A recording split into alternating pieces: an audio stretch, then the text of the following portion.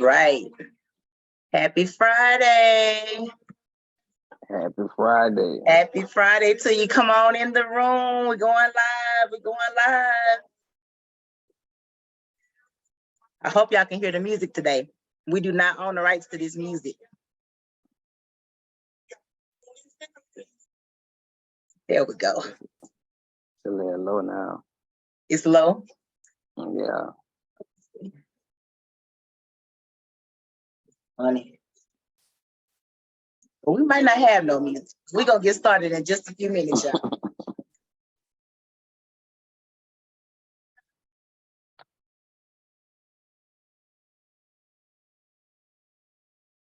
Y'all come on in the room. Happy Friday.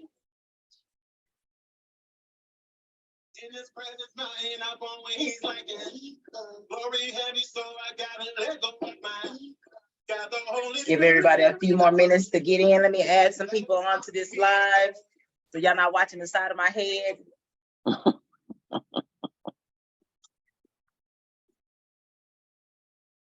Tag somebody. Like, tag, and share. It's Freedom Friday. Freedom Friday.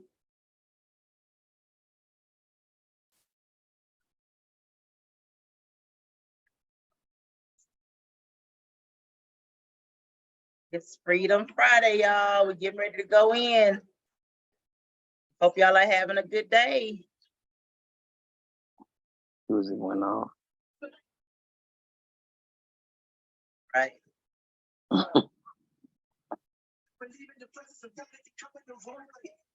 All right. Happy Friday. Happy Friday. I'm just tagging some more people before we get started.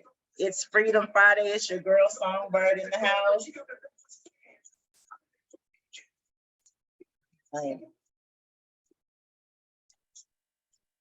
Tell you what, if I didn't need this thing to work, it would work great.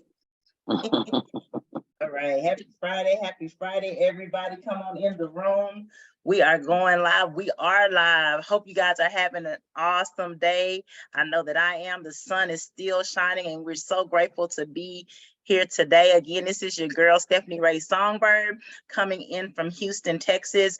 I am the founder of the Songbird and Me, and we are super excited about what we are doing in the community to help support individuals and families who are impacted by trauma. And we do this by coming together, teaching on healthy relationships, dealing with toxicity. The whole purpose is to restore and heal for us as families, as individuals, as a community to come out of dysfunction. So happy Friday. We are in the house. It's so good again to be back on. If you've been following us, you know we have a lot of good things coming up. Before I get all the way into it, let me introduce my special guest, Will Jones. Hey, Will. What's going on, man? Good to see you. Good to see you. Yes. Thank you for coming and being our special guest. Y'all, this is my brother. This is my friend, has a wealth of knowledge. And so again, we have a lot of things going up, but we are spotlighting our men this month. We're dealing with mental awareness or mental health awareness month. This is the month of May. And as we're preparing for some of our events, if you've been following us, we're talking about coming out of the cave, a man's cry, our men matter. And so again, Will is here to represent for the men on today. Whoop, whoop. So y'all come on in the room. Let me try to tag a few more men on this, because men, we want you to stand up. We love our men matter. And so that's what we're here for. We want to create safe spaces, not just for our women, just not for our children. Our men need safe places too. And so this panel discussion is a part of that, to create that safe place so we can have a discussion and we can pick y'all brains. Also, we have a singles event coming up on Sunday for those that have registered. There is limited space. So I'm going to post all that information. It will be in the comments, so you guys can click on that. Registration is also open for Come Out of the Cave. And we're super excited about what's coming up on Sunday. But right now, let's get into this. So again, May is Mental Health Awareness Month. And Will, I just want to ask you a question. As a man, why do you think your mental health is important? Well, as a man, mental health is important because you're going to have people that's going to be behind you. So if you don't take care of your mental as a man, then they're not going to know how to take care of their mental. I like that. I like that And very much and so. and you know, you have to, as a man, you have to hold yourself accountable. I know a lot of men probably feel shame about, you know, certain things they may have done, but the problem is with that is you can actually die because tomorrow is not promised. You don't want to die not chasing your purpose. Gotcha. So definitely, I hear you. What I hear you saying is basically, as men, y'all lead in all areas. So mental health, especially having a healthy mental, all of that is important. And because somebody's watching you, you might have a son, you might have a nephew, Hmm. you might have a daughter that is following you. And something that you said that I want to kind of talk about, and I think I will get on here again. Just as we're closing out the month of May. May flew by so fast, but our mental health, especially coming from the Black community perspective, a lot of our men, like you said, they deal with shame. And I also talk about the stigmas, that society places on men, but even more so in the Black community. Have you had to face, like, just dealing with your mental health, as you said, being a young brother, and that you're a leader, and that you have a purpose? Have you had to deal with any of those stigmas that come from the Black community as far as seeking help or seeking counseling, or whatever you need to do to be in a better state of mind? Have you had to deal with any Oh of those yeah. stigmas? Oh yeah. From my family, it's almost like when you say the word therapy, it's like they're calling you a mental patient. You're crazy or something wrong with you. So you don't Yes. really, you don't really mess with that. It's like Black men can't really go outside without being judged, Wow. and when they speak, sometimes like we tend to speak from emotions because we done held it in so long. It's like we're hollering when we're speaking now because we done held it in so long. So ain't nobody gonna hear you now, you Right. know. Instead of like learning effective communication, is ways that you can learn effective communication, you know. Yes. Yes, I agree. And it's funny that you just said that. You said we've held stuff in for so long, or maybe as men, and now we're loud and nobody's paying attention. Actually, just on the other night, I was at a poetry event, and the young lady she came with a poem, and it was about her mom. But she started out the poem with, "Why you so loud?" I'm trying to say, she kept saying, "Why you so loud, mom?" And she said, every time I move and every time I go, I can hear her loudness in my ear. But what she said in the poem that really, really touched me, she said, "You're loud because you're hurting, right? You're Mm-hmm. loud because you're not just tired, you're at that broken place of tired, right?" And so you just said that a lot of the men, they hold that in and then they cry loud later because nobody seems to be listening, or they're dealing with the shame, they're dealing with the stigmas. As you said, you're dealing with the things maybe coming from family members, because you say, "I need help," or "I need therapy," and all of a sudden they like, "You crazy," or we Mm-hmm. can attest in the Black community, we don't do that. Oh no, we don't do that. Right. But let me tell you something, as a social worker, as a counselor, get you some help. I say it all the time. A lot of us are church goers, faith-based believers. Sometimes it takes more than prayer. Sometimes it takes more than that. You might need some medicine until you can get some balance, right? Right. But whatever you need to do to stay healthy for yourself, the most important relationship you'll ever have, one of the most important, is going to be with yourself. So you owe it to you to take care of yourself. Men, our men matter. Men, you owe it to yourself to take care of your mental health, your physical, your spiritual well-being, because y'all are our leaders. We're looking to you. We're looking for you to lead out. That's why we are saying our men matter. That's why we're talking about coming out of the cave, a man's cry. Good stuff, Will. Good stuff. I told y'all. This one right here, I told y'all. So we are definitely excited about what is coming up Sunday, and I'm putting plugs in for the singles mingles mixer for Memorial Day weekend. We are so super excited about this. It's going to be an awesome event. There is still limited seating available, so we had enough tickets, or we have tickets for men and tickets for women, and so I don't know where the numbers are, but I can tell you seating is limited. I will place the link in the comments and you can click on it, and I hope you can get a seat, because we've been talking about this probably for the last 2 to 3 weeks. But as a man, and even as a young man who now is off the market, congratulations to you. Thank you. What would you tell single men who are looking, for their Ruth or looking for their boo? What would you tell them during the process? Before you look for your boo, make sure you're looking to God. Like you have to. What I did, like at first it was my whole thing. My life was in shambles, and I was at rock bottom, and I realized God was that rock at the bottom, Wow. and I was like, God, I just want you, Mm-hmm. and I chased God, kept chasing God, fasting, you know, just like, I remember I fast because I fast for frustration. But like Mm-hmm. when you fast, God highlights what you really having a problem with. So me going to fast for frustration, God highlighted that I have a problem with impatient, being Wow. impatient, so I had to switch up the fast and fast for that. Like you gotta work on you, you gotta hold yourself accountable, because if you can't hold yourself accountable when no one's around, then you can't hold anyone else accountable, Wow. and like I started to like my thing was, hey, I'm not gonna date nobody, get married till I'm about 40, 45. I need to have my house. I want my businesses to be, and God, like, you think that's how this about to be. And he instructed me to start fasting for my wife. Wow. And that's what I did. Fast for her negative think. I don't even at this point, I don't know who it is that, fast for her negative thinking, fast for her heart, All fast that. for her mental. I'm fasting for all this for her. And I don't know who this Yes. person is yet. So you have to take care of yourself before you try to take care of someone else. Yes, I agree.